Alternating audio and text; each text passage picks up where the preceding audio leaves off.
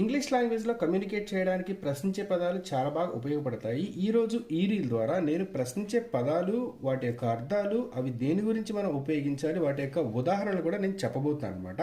చూడండి, ఇంగ్లీష్లో ఉన్న ప్రశ్నించే పదాలు వచ్చేసి మనకి what, when, where, why, which, how, who, whose, how many, how much and how long. ఇలా మనకి ఉన్నాయన్నమాట. వీటి అర్థాలు కూడా ఇప్పుడు ఇండివిజువల్గా మనం తెలుసుకుందాం. వాట్ అంటే ఏంటి, దీని వస్తువుల గురించి కానీ పెళ్ళని అడిగేటప్పుడు కానీ ఇక్కడ మనం వాటిని ఇక్కడ మనం ఉపయోగిస్తాం అనమాట.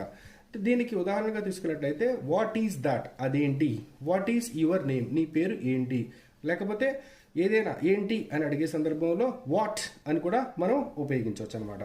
తర్వాత వెన్ అంటే ఎప్పుడు అనే అర్థం వస్తుంది. అంటే ఒక పని ఎప్పుడు జరిగింది, జరగబోతుంది తెలుసుకోవడానికి మనము వెన్ అనేది ఉపయోగిస్తాం అనమాట.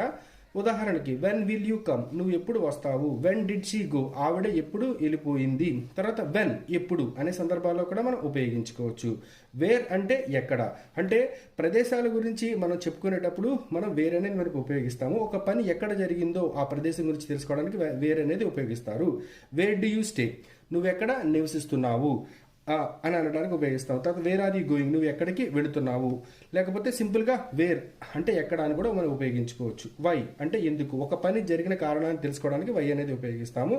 వై ఆర్ దే లీవింగ్, వాళ్ళు ఎందుకు వెళ్ళిపోతున్నారు అలా మనం అడగటానికి అనమాట. కారణం తెలుసుకోవడానికి మనము వై అనేది మనం ఉపయోగిస్తాం అనమాట. తర్వాత చాయిస్ తెలుసుకోవడానికి విచ్ని ఇక్కడ ఉపయోగిస్తాం. దీని అర్థం ఏంటంటే ఏది అని చెప్పనే క్రమంలో విచ్ ఈజ్ యువర్ బైక్, నీ బైక్ ఏది అని చెప్పని మనం ఇక్కడ ఉపయోగిస్తాం అనమాట.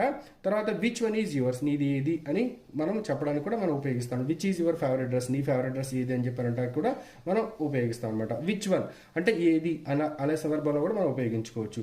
ఒక పని ఏ విధంగా జరిగిందో తెలుసుకోవడానికి హౌ అనేది ఇక్కడ ఉపయోగిస్తాం. హౌ అంటే మీనింగ్ ఏంటంటే ఎలా. హౌ డిడ్ హీ కంప్లీట్, అతను ఎలా కంప్లీట్ చేశాడు అనే సందర్భంలో మనం ఇక్కడ హౌ అనేది ఉపయోగిస్తాం. ఒక పని ఎలా జరిగింది తెలుసుకోవడానికి సింపుల్గా హౌ అని కూడా మనం ఉపయోగించవచ్చు. తర్వాత వ్యక్తుల గురించి తెలుసుకోవడానికి హూ అని మనం ఉపయోగిస్తాం. హూ అంటే ఎవరు అనే మీనింగ్ అనేది వస్తుంది. హూ ఈజ్ యువర్ ఫాదర్, మీ నాన్నగారు ఎవరు. లేకపోతే who is your favourite cricketer, me favourite cricketer ఎవరు అని చెప్పి మనం ఇక్కడ చెప్పుకోవచ్చు అనమాట. తర్వాత హూజ్ అంటే ఎవరిది, ఏదైనా కలిగి ఉన్న వాటిని తెలుసుకోవడానికి హూజ్ అనేది ఇక్కడ ఉపయోగిస్తాం అనమాట. చూడండి, హూజ్ కార్ ఇస్ దిస్, ఈ కార్ ఎవరిది. హూజ్ బుక్ ఇస్ దిస్, ఈ బుక్ ఎవరిది.